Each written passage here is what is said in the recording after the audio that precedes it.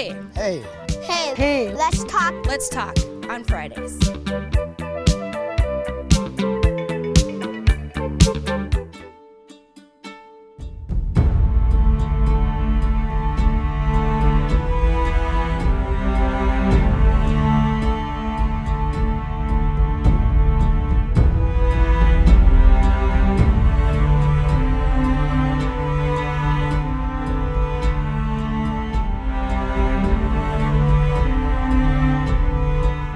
Well, it takes time and it takes a lot of thought, and I think it appears sometimes that I'm just sort of spaced out, and it's because I'm thinking about my characters or I'm thinking about plot structures and things like that. And so it is indulgent, you know, when you should be maybe, I don't know, cooking dinner or doing the laundry or, you know, focusing on paying the bills, for instance.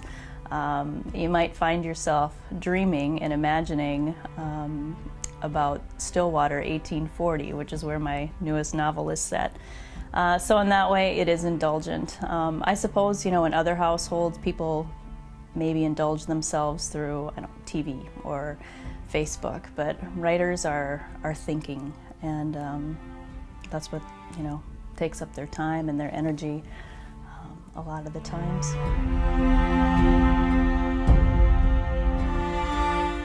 When did you realize that you wanted to be a writer? I think I took it seriously when I was about 27 or 28. Probably sometime in my early grade school years, I started dabbling in writing by making these silly cartoons with my friend Jenny, who I write about in the memoir, and who is still my best friend to this day and who has transformed herself into a poet. But we would share little cartoons, and we would mark up comic strips that our fourth grade teacher would keep in the back of the room, and we would write each other little notes, and we would tell each other funny stories. And I suppose it started there, but then I didn't realize it until I was like 27 or 28. I went to grad school, and I thought I was going to be a high school teacher. But I met my current husband and re-enrolled myself in a master's degree program for creative writing. And that's where it started.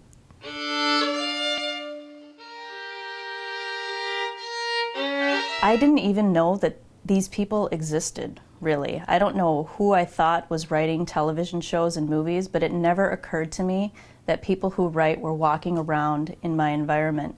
And suddenly I was at MSU and was meeting these people in person, and I just could not believe it. And I was telling stories to Nate, who was teaching creative writing at the time, and he's, you know, telling me, you need to write this down, you need to write this down, you need to take a class. And so I just went with it, and I was in this like euphoric, romantic state, and it was fun.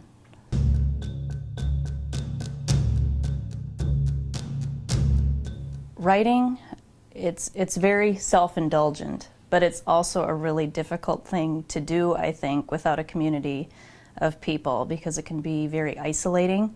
And I think you can like sink into this sort of like internal claustrophobia if you don't go out and talk to other writers about their work and get, you know, criticism and edits from other writers. But I have found Minnesota to be a wonderful place to be a writer. I just received a grant from the State Arts Board, and it was just so generous, and so, I mean, it just really opened up my whole summer to be able to write. And, you know, there are places like the Loft and the university systems, and my husband and I do a little writing group here in our house on Wednesday nights with a bunch of local people, and it's wonderful. While I was writing it, I wasn't even thinking about publication. I had just come to writing at that time, seriously. Like I said before, I did some dabbling when I was in grade school, but had never really taken writing seriously, and so I was just trying my hand at it, and I wasn't doing any research or anything like that. I was just writing what I knew, which is a line from Terry Davis, to write what you know when you're a beginning writer. And so I took that advice to heart and was writing what I knew. And what I knew was farm life in the 1980s, because that had been my experience. And I knew small town life. And, you know, it was my intention to write about that lifestyle. And when I was writing it, I really thought that I was painting like a sympathetic and sometimes funny portrait of the town. I didn't realize that it was as dark as some people took it after publication, I actually enjoyed writing that book. I had a good time writing it.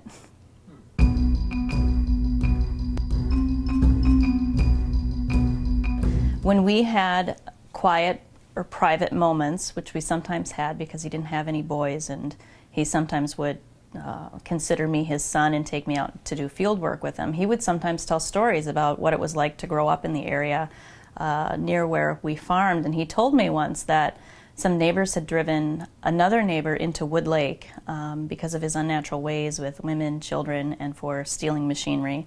And knowing some of the farmers from that area, I'm sure it had more to do with the stealing machinery part than the violation of women and children. That's mean, but more than likely true. Anyway, that little tidbit has stayed with me all of these years, and I had heard other versions of it from different people, and so I suppose, you know, parts of it are true, but I let my imagination take hold of it and created Lester Sutter, who is my main character in The Turtle Catcher, and kind of built this story around him and his pseudo-girlfriend, Liesl Richter, and set it during World War I, which was just an interesting time period, I thought, and that's the book.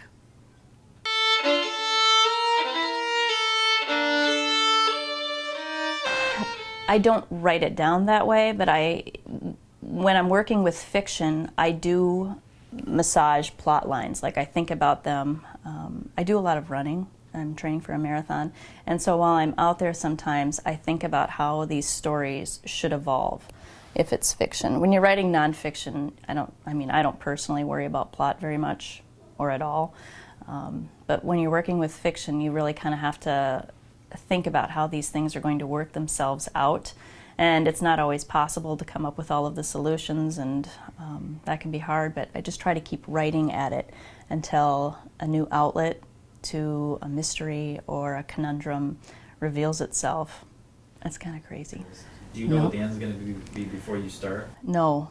The Turtle Catcher, for instance, I wrote the ending of that about midway through the whole book. So I had the ending before I had like great big chunks of the middle part, and I just had to set it aside because I knew that that was going to be the ending. I knew that I had the two main characters together, and I knew that I had used the language that I want. I'm interested in language and poetry in prose, and when I wrote those last couple of lines, I felt that that was how the book was going to end.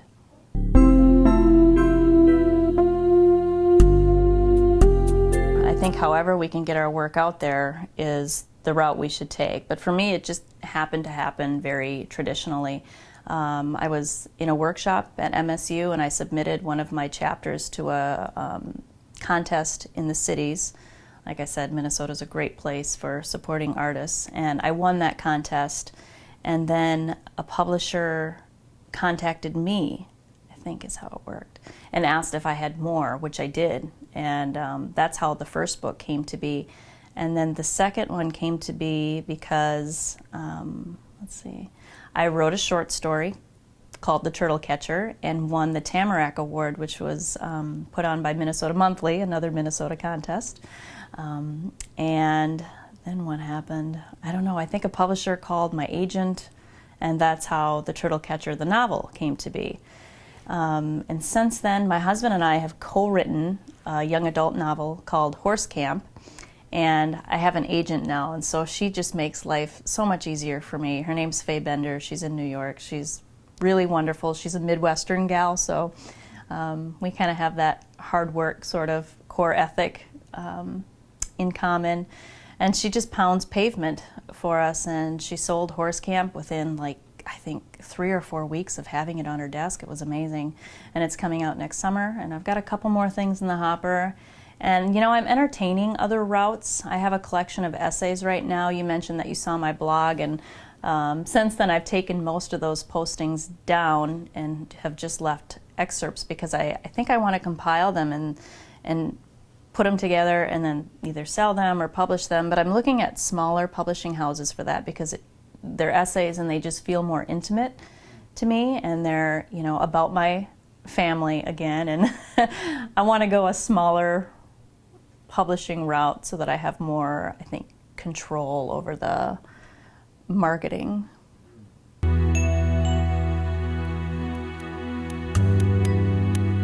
After the memoir was out, I was getting relentless phone calls, and it sounds so strange, but you get these 15 minutes of fame and interest from people, and I'm terrible at the business end of things. Honestly, really, I'm not good at it at all. And I knew that I needed somebody else to take care of it. My husband was trying, to help me out, but, he was working and he had school, and, I had all these kids at the time, and I needed somebody to help me.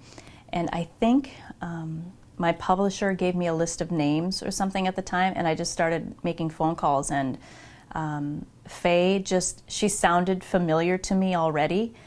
It felt as though we had already known each other, and she felt right. I didn't know anything about her history, and she has since, she represents the woman who won the Newbery Medal. She's really good, and I didn't even know it at the time. I just liked her personality, and that's why I picked her.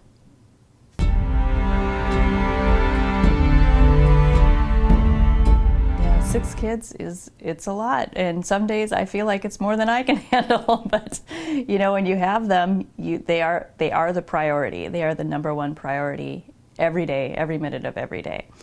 And so nobody gets any work done. And I'm talking about my husband too. My husband is also a writer, unless the kids' needs are met first, and that's just the commitment you make when you become a parent. And we take it very seriously. I'm not in this to just have a bunch of kids and then let them grow up to be greedy jerks. I take creating nice human beings very seriously, and we've done a pretty good job so far. I'm proud of all of them. So anyway, when they're sleeping or before they wake up, Nate and I will take writing time, and we do have some family in Mankato, and his name's Johnny. It's my husband's little brother. He's great. You would think this college kid would be, interested in being a nanny for a bunch of kids, but he's really wonderful with the kids, and so we feel comfortable leaving the kids with him, and then we will sneak away and take a couple of hours of writing for ourselves. And I think both of us do a lot of our composing in our head. And so, like I was talking about before, writers often seem spaced out. Probably sometimes when I should be paying attention to, Mitchell asking me for $5 so he can go and buy monster drinks and temporary tattoos. I should be questioning that more, but sometimes I'm not, because I'm thinking, oh, I gotta, have my character, Beaver Jean, interact with, this other character, Lydian, tonight, and I can't forget that. So we're not perfect, but we try.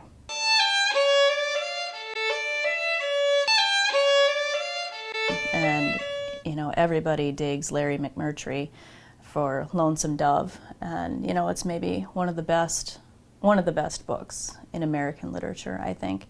So I like him. He's also the guy who co-wrote the screenplay Brokeback Mountain, written by the short story writer Annie Proulx, who I also really like. I like her a lot. I like Cormac McCarthy. Even though he's pretty dark, I lean toward the dark myself, and so I enjoy him. I like Alice Munro, who's a Canadian writer. She, I think, writes only short stories, but she's a good woman's writer and is good at telling stories from a woman's perspective. I like Louise Erdrich. I like Charles Baxter. I even like Garrison Keillor, even though he's kind of, I don't know, he romanticizes Minnesota life maybe a bit much, but I like him. I don't know, I like everything. No, I don't, that's not true. I read a lot, and I try to get something out of everybody.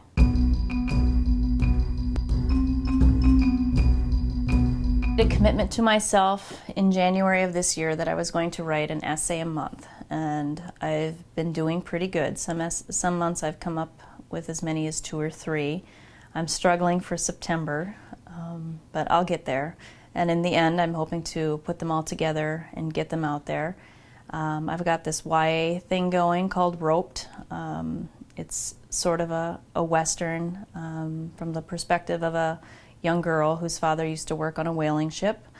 And then I've got Stillwater, which is my latest adult novel, sitting at my agent right now. It's finished. It needs some work toward the end, but I'll probably need to get back to dabbling on that a little bit before the year is out. So I've got a lot.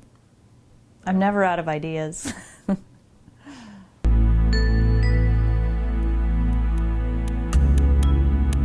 Read more than you write. Find a community of writers, and they're out there. And then just keep at it. I think it's soul-sucking if you try to deny that creative aspect of your life, and that's true for painters or poets or whatever, any artist. You've got to go for it. And I think it sets a good example for kids too. My little ones pretend to be writing, all the time, and my older ones are good readers for the most part, and I wouldn't be surprised one bit if I went up to Isabella's room right now and found, a 100-page manuscript